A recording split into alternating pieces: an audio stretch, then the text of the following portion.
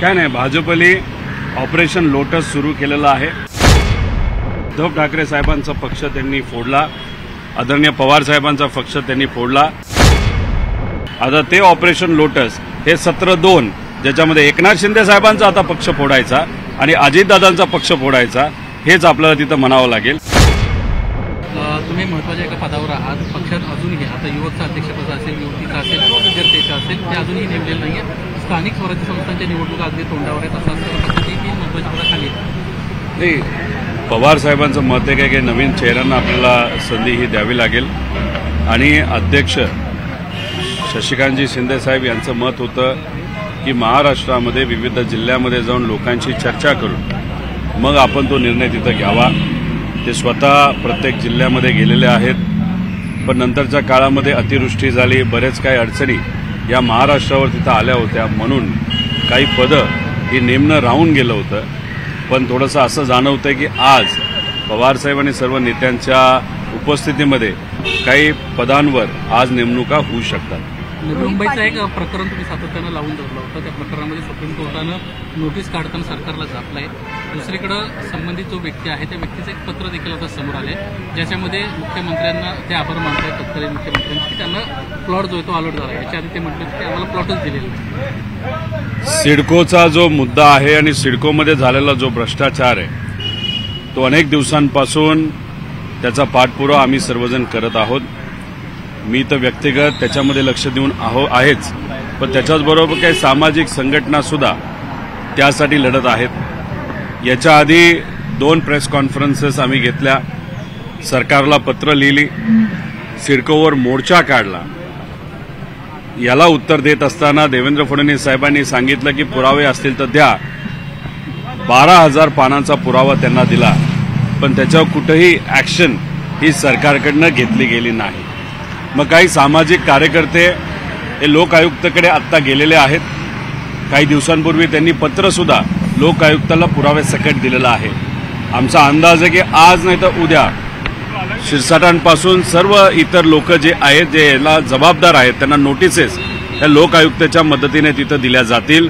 त्याच्याचबरोबर काही सामाजिक संघटना या सुप्रीम कोर्टामध्ये सुद्धा गेल्या होत्या आणि सुप्रीम कोर्टामध्ये गेल्यानंतर सगळे पुरावे जेव्हा सुप्रीम कोर्टाला दिले गेले तेव्हा सुप्रीम कोर्टाने राज्य सरकारवर ताशिरे ओढले। सरकार जर या बाबतीत काही करणार नसेल तर आम्हीच स्वतः ॲक्शन घेऊ असं सुप्रीम कोर्टाने तिथं सांगितलेलं आहे। म्हणजे भ्रष्टाचार झाला आहे आणि हे सुप्रीम कोर्टाला आता कळलेलं आहे आणि त्या अनुषंगाने नोटिसेस हे राज्य सरकारला सुद्धा सुप्रीम कोर्टाने काढली आहे व सर्व जे काही लोक जबाबदार आहेत त्यांना सुद्धा आता नोटिसेस काढल्या आहेत। आता पुढे हे सर्व पुरावे घेऊन सरकार या बाबतीत काय करते हे आम्ही बघणार आहोत। आणि तुम्ही म्हणत आहात ते जे पत्र आहे ते आमच्याकडे सुद्धा आलेलं आहे, त्याची शहानिशा करून येत्या काळामध्ये एक मोठी प्रेस कॉन्फरन्स घेऊन या बाबतीत नक्कीच आम्ही काही खुलासा करू। मुख्यमंत्री असताना एकनाथ शिंदेने ज्या सगळ्या योजना सुरू केल्या होत्या त्या सगळ्याच बंद आता करण्यात आल्याचं समोर आलेलं झालं असे की मतदान मिळो आणि नंतर मतदार मरो अशी आजची परिस्थिती आहे। फक्त मतदान मिळवण्यासाठी या सर्व योजना या महायुती सरकारने आणल्या होत्या, ज्याच्यामध्ये आपण बघितलं लाडकी बहीण योजनेमध्ये 28 लाख महिलांचं नाव आता कमी केलं आहे। त्याच्याचबरोबर धार्मिक पर्यटन अशी एक योजना त्यांनी आणली होती, ती योजना बंद केली।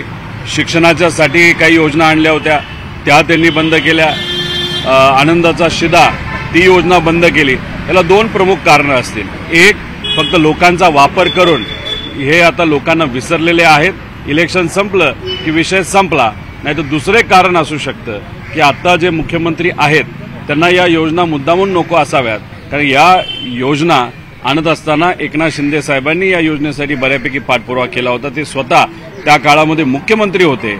मग या योजना अशाच चालू राहिल्या तर एकनाथ शिंदे साहेबांचं नाव अजून मोठं होईल असं कदाचित भाजपच्या काही नेत्यांना वाटत असावं। या 2 प्रमुख कारणांमुळे या सर्व योजना बंद केल्यात। पण आम्हाला एवढंच म्हणायचं आहे की लोकांचा फक्त वापर करून घेतला गेला, मताचा वापर करून घेतला आणि वापर केल्यानंतर हे मात्र लोकांना हे विसरून गेलं। हे सरकार श्रीमंताचं सरकार आहे, कॉन्ट्रॅक्टरचं सरकार आहे, गुंडांचं सरकार आहे। जातीवाद केला, धर्मवाद केला आणि वाद हा वाढवतच चाललेले आहेत। पण महाराष्ट्र मात्र दुर्दैवाने विकासाच्या बाबतीत मागं खेचत चाललेला आहे, ही दुर्दैवी गोष्ट आहे. शेतकऱ्यांसाठी या खरं तर सरकारचे एक मंत्री आहेत आणि यामुळे कुठेतरी लाडक्या बहिणी ज्या आहेत त्या अडचणीत येत आहेत. ज्यांचे पती किंवा वडील हयात नाही आहेत त्यांना आधार कार्ड देण्यासाठी अडचण करत आहे. त्यामुळे सरकार यावरती अद्यापही काही विचार करत नाहीये. जेव्हा नवीन सरकार आलं होतं पहिल्या अधिवेशनामध्ये आम्ही बोललो होतो की आमचा अंदाज आहे की तुम्ही 24 ते 25 लाख महिलांची नावं हे लाडक्या बहीण योजनेतून काढचाल अशी भीती तिथं आम्ही व्यक्त केली होती. तेव्हा उत्तर देत असताना मंत्री महोदयांनी सांगितलं होतं अजिबात नाही, आम्ही कुठेही कोणाचं नाव कमी करणार नाही. पण आता जर आपण बघितलं तर 28 लाख महिलांचं नाव तिथं कमी करण्यात आलेलं आहे. आणि तुम्ही म्हणता ते खरं आहे की अजून अटीतटी टाकून अजून एक 50-60 लाख महिलांचं नाव हे कमी करू शकतील.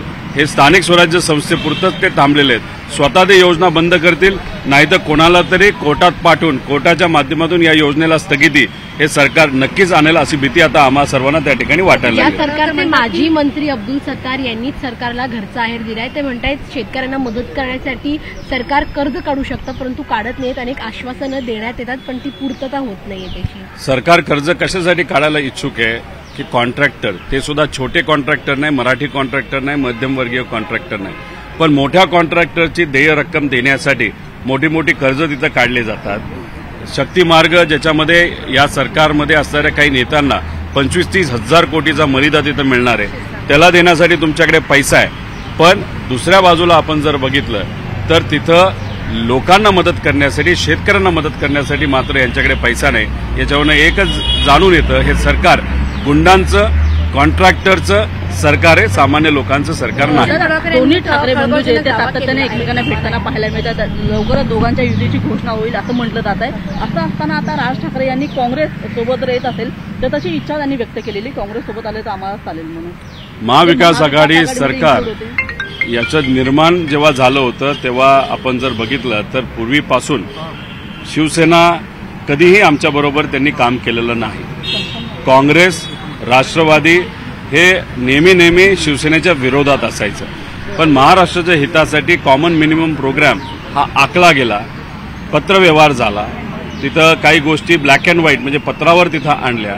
वागायचं कसं, बोलायचं कसं, महाराष्ट्राचा विकास कसा करायचा, कुठल्या मुद्द्यांवर आपण काम कसं करायचं, आणि त्यानंतर महाविकास आघाडी ही निर्माण झाली. आणि नंतर महाविकास आघाडीने उत्कृष्ट असं काम महाराष्ट्रामध्ये केलेलं आपण सर्वांनी बघितलेलं आहे. आता मनसे जर महाविकास आघाडीमध्ये यायला इच्छुक असेल आणि सर्व मोठ्या नेत्यांनी जर ठरवलं तर मला असं वाटतं की जसं कॉमन मिनिमम प्रोग्राम हा महाविकास आघाडीच्या काळामध्ये झाला होता तसा मनसेच्या बाबतीत सुद्धा कॉमन मिनिमम प्रोग्राम हा जर झाला आणि जर काँग्रेस आणि इतर पक्षांनी त्याला सहमती दिली तर एकत्रित येऊ सुद्धा शकतात. पण ही फक्त सुरुवात आहे. येत्या काळामध्ये काय होते आपल्याला बघावं लागेल. गोपीचंद पडळकर यांनी एक विधान केलेलं आहे, मुस्लिमांसाठी भारत युद्धाचं घर आहे हे बाबासाहेब आंबेडकर यांनी आपल्या पुस्तकात लिहिलं. तुम्ही असं म्हटल्यानंतर नव्या वादाला तोंड. भाजपच्या कुठल्याही नेत्यांनी विश्वरत्न डॉक्टर बाबासाहेब आंबेडकरांनी काय कार्य केलं, किती त्यांचं मोठं कार्य केलं होतं याच्यावर अर्धा तास भाषण एकदा करून दाखवावं.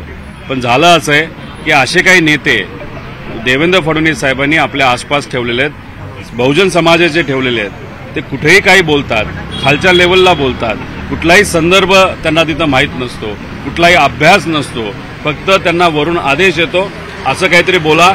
आता इलेक्शन आहे, स्थानिक स्वराज्याचं इलेक्शन आहे, तिथं आपल्याला आता भेदभाव करायचा आहे, हिंदू मुस्लिम करायचं आहे, ओबीसी मराठा करायचं आहे. आणि त्या अनुषंगाने तिथं हे सर्व जे बहुजन समाजाचे नेते देवेंद्र फडणवीस साहेबांनी आपल्या अवतीभोवती ठेवलेत ते मात्र तिथं बिनबुडाचे आरोप आणि कुठेही अभ्यास न करता काही तिथं बोलून जातात. त्यांना फक्त काय करायचंय की महाराष्ट्रातलं वातावरण हे दूषित करायचंय आणि येणाऱ्या काळातल्या म्हणजे पुढच्या काही महिन्यांमध्ये ज्या स्थानिक स्वराज्य संस्थाचे इलेक्शन होते त्याच्यामध्ये यांना तिथं फक्त निवडणूक लढायच्या आहेत, जिंकायच्या आहेत. यांना फक्त सत्ता कशी आणायची हे माहिती आहे. चाणक्य नीती फक्त भेदभाव करून सत्ता आणण्यासाठी, पण विकासासाठी मात्र हे चाणक्य नीती कुठेही वापरताना दिसत नाही. कर्नाटकमध्ये निलेश गायवळ प्रकरणामध्ये सातत्यानं तुम्ही अनेक गोष्टींचा खुलासा करत होता, अनेक गोष्टी समोर आणत होता. इंटरपोलसाठी आता इंटरपोलनं नोटीस बजावली अशा पद्धतीची माहिती मिळते. तुमचा खरंच या सगळ्या पुणे पोलिसांवर विश्वास आहे का आणि सध्या नेमकं काय सुरू आहे, कुठं आहेत निलेश गायवळ? आता नोटीस इथून इंटरपोलला दिली गेली. आता इंटरपोल त्या बाबतीत काय करते हे बघावं लागेल. खरंच ते सहज सोप्या मार्गाने लंडनवरनं येणार आहेत का नेपाळ मार्गाने येतील हे कोणालाच तिथं माहीत नाही. जेव्हा केव्हा त्यांच्यावर ॲक्शन घेतली जाईल हे आपल्याला सर्वांना कळेलच. येत्या काळामध्ये काय होते हे आपल्या सर्वांना तिथं बघावं लागेल. फक्त याच्यात एकच गोष्ट येत्या काळामध्ये होऊ शकते ज्याची भीती मी आधीसुद्धा व्यक्त केलेली आहे. दंगेकर भाऊ त्यांना आता शांत केलेलं आहे, पण त्यांनी पहिल्यांदा हा मुद्दा तिथं पुढे घेतला होता. सुषमाताई अंधारे, अनिल भाऊंना सिक्युरिटी असते, पण या दोघांना आणि त्यांच्या परिवाराला सिक्युरिटी 100% सरकारच्या माध्यमातून दिली गेली पाहिजे. जर त्यांच्या केसाला धक्का लागला ज्याची भीती आम्हाला वाटते त्याला पूर्णपणे सरकार जबाबदार असेल. सुरक्षेची मागणी करताय, त्यांना काही धमकी आली आहे का? त्यांच्यापर्यंत काही असे मेसेजेस पोहोचले? पोलीस प्रशासनामध्ये असणारे जे चांगले अधिकारी आहेत त्यांच्या माध्यमातून आम्हाला वेगळ्या लोकांच्या मदतीने संदेश हा पोहोचवला गेला होता आणि इतरही काही लोकांच्या चर्चेत जे कुणी यांना हा विषय कसा असतो, कशा पद्धतीने हे विषय गुंड लोक हाताळतात याचा काही प्रमाणात अंदाज दुसऱ्या बाजूला असल्यामुळे तिथं त्यांनी त्या ठिकाणी आम्हाला सांगितलं, म्हणून ही भीती फक्त तिथं आम्ही व्यक्त करत आहोत. संग्राम जगतापांच्या मदतीला पडळकर धावून आलेले आहेत. अहिल्यानगरमधील वातावरण कोण बिघडू पाहतंय असं तुम्हाला वाटतं? भाजप बिघडून पाहतंय. 2029ला संग्राम जगताप हे दादांच्या पक्षातून लढतील असं मला वाटत नाही.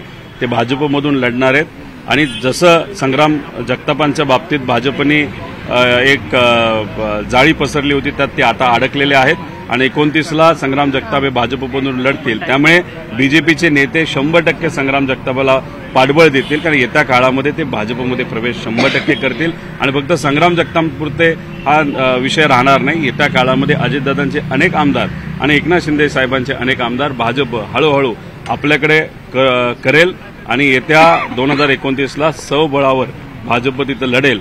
त्यावेळेस या दोन पक्षांसाठी खूप वेळ ही जाऊन गेली असेल असं वाटतं. फडणवीसांनी तंबी दिली आणि संग्राम जगतापांना दादांनी तंबी दिली आहे, तरी पण वातावरण त्या ठिकाणी दुरुस्त होताना पाहायला मिळत नाही. आक्रमक वक्तव्य होताना पाहायला मिळत आहे. तुमच्या प्रमुख नेत्याने नाही तर पक्षाचा प्रमुख नेता ज्याने तो पक्ष हा उभा केला असा नेता जर तुम्हाला बोलत असेल तरी तुम्ही ऐकत नसाल. त्याच्यावरून एकच समजतं की आता संग्राम जगतापांनी त्यांचा नेता बदललेला आहे. कुठेतरी देवेंद्र फडणवीसांना, कारण द्वेषाचं राजकारण आणि भाष्य हे भाजपशिवाय दुसरं कोणी करू शकत नाही. त्यामुळे संग्राम भाऊंनी त्यांचा नेता आता बदललाय असं आपल्याला आता कुठेतरी सिद्ध व्हायला लागलं. राष्ट्रवादीच्या अजित पवार पक्षामध्ये आता शाहू फुले आंबेडकर यांच्या विचारधारा जो विषय होता, जो विचारधारा होती ती आता संपली असं म्हणावं लागेल ना? असं दिसतंय. तुम्ही ॲक्शन घेत नाही, तुम्हाला फक्त नोटीस पाठवून होत नसतं. तुम्हाला कुठेतरी त्या आमदारांचं तुम्हाला पक्षातून काढून टाकावं लागेल. तो व्यक्ती आमच्या पक्षात नाहीच असं कुठेतरी तिथं सांगावं लागेल. जोपर्यंत तुम्ही कडक कारवाई करत नाही, जोपर्यंत तुम्ही आमदारकी तिथं घालवत नाही, तोपर्यंत लोक तुमच्यावर विश्वास ठेवणार नाही. नोटिसेस बऱ्याच लोकांना मिळत असतात, दिल्या जात असतात, पण त्यातून काही होत नसतं.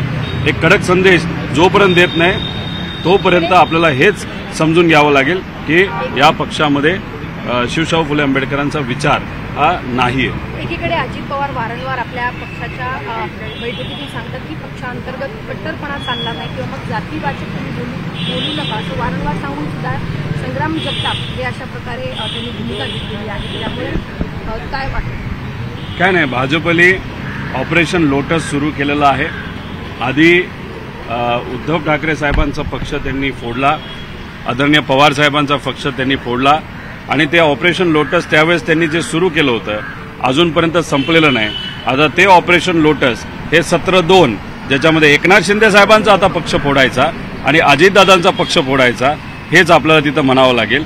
त्यामुळे हे जे काही छोटे नेते आहेत, जे आमदार आहेत, ज्यांना आता कुठेतरी वरदास्त हा भाजपकडनं मिळालेला आहे, देवेंद्र फडणवीस साहेबांकडनं मिळालेलं आहे, अशी लोक बॅकआउट होतील असं मला वाटत नाही. हळूहळू आता स्थानिक स्वराज्य संस्थेचं इलेक्शन एकदा संपू द्या, त्यानंतर मोठ्या प्रमाणात अनेक आमदार हे बीजेपीकडे वळतील असं वाटतंय. पण त्यांनी काही केलं तरी लोक त्यांना स्वीकारतील असं मला वाटत विद्यार्थ्यांनी अजित पवारांवरती आरोप केलेले आहेत. अजितदादा हे सारथी आणि बार्टीच्या विद्यार्थ्यांना निधी देतात, पण मात्र महाज्योतीच्या विद्यार्थ्यांना देत नाहीत. अजित पवारांवरती आरोप केले, त्यामुळे महाज्योतीच्या विद्यार्थ्यांनी, त्यामुळे अजित पवार मराठा आणि ओबीसीच्या विद्यार्थ्यांमध्ये भेदभाव करत असल्याचा हा आरोप त्यांच्याकडून होता. त्या मुलांना मला एवढंच सांगायचंय की महाज्योतीचे विद्यार्थी, सारथीचे विद्यार्थी, बार्टीचे विद्यार्थी यासाठी आम्ही सर्वजण लढत आहोत. मी सुद्धा त्या आंदोलनाला गेलो होतो जिथं जे PhDचे विद्यार्थी आंदोलन करत होते. सरकारकडनं कुणीही त्यांना भेटायला आलं नाही. मी स्वतः तिथं गेलो, लगेचच्या लगेच चंद्रकांतदादा पाटलांना मी तिथं भेटलो. एक कमिटी फॉर्म केली गेली आहे आणि त्या कमिटीमध्ये निर्णय घेतला जाईल. मला त्यांना एवढंच सांगायचं आहे की फायनान्स मिनिस्टर म्हणून दादा नक्कीच निधीसाठी जबाबदार आहेत. त्याच्याचबरोबर तुम्ही दुसऱ्या बाजूला जर बघितलं तर सगळ्या फाईल ह्या देवेंद्र फडणवीस साहेबांकडे जातात. त्यामुळे एका नेत्यापेक्षा हे सरकारच या गोष्टीसाठी जबाबदार आहे. त्याच्यामध्ये दोन्ही उपमुख्यमंत्री येतात, त्याच्यामध्ये मुख्यमंत्री येतात. त्यामुळे लढत असताना सरकारच्या विरोधात लढणं महत्त्वाचं आहे. जेव्हा तुम्ही एका नेत्याच्या विरोधात भूमिका घेता आणि दुसऱ्या नेत्यांना तसंच सोडून देतात तेव्हा आपलं काम होत नसतं. सरकारला टार्गेट करणं हे महत्त्वाचं आहे आणि सरकारच पूर्णपणे या सर्व विद्यार्थ्यांना न्याय देण्यासाठी कमी पडतंय असं आमचं ठाम मत आहे. पनवेलला मागच्या 10 दिवसांपासून आमरण उपोषण शेतकरी करतायत. खरं तर आता उदय सामंत देखील वरती आले होते, तुमची त्यांची भेट झाली का? आणि आज त्या आंदोलकांची परिस्थिती वाईट आहे, त्यांच्याकडे कोणी जात नाही, अधिकारी जात नाही, तुम्ही जाऊन आला होता. गेल्या 4 दिवसामध्ये म्हणजे मी स्वतः पनवेलच्या त्या शेतकऱ्यांना तिथं भेटलो. त्यानंतर कलेक्टर साहेबांशी मी बोललो, MIDCच्या अधिकाऱ्यांशी बोललो. दुसऱ्या दिवशी प्रांत अधिकारी हे तिथं आले होते, आरो तिथं आले होते, चर्चा झाली. पण काही गोष्टी अजून त्या शेतकऱ्यांना मान्य नाही. त्याच्याचबरोबर नंतर मग ॲडिशनल कलेक्टरला नियुक्ती करण्यात आली, ते सुद्धा तिथं भेटले. काही गोष्टी त्यांना मान्य नाही.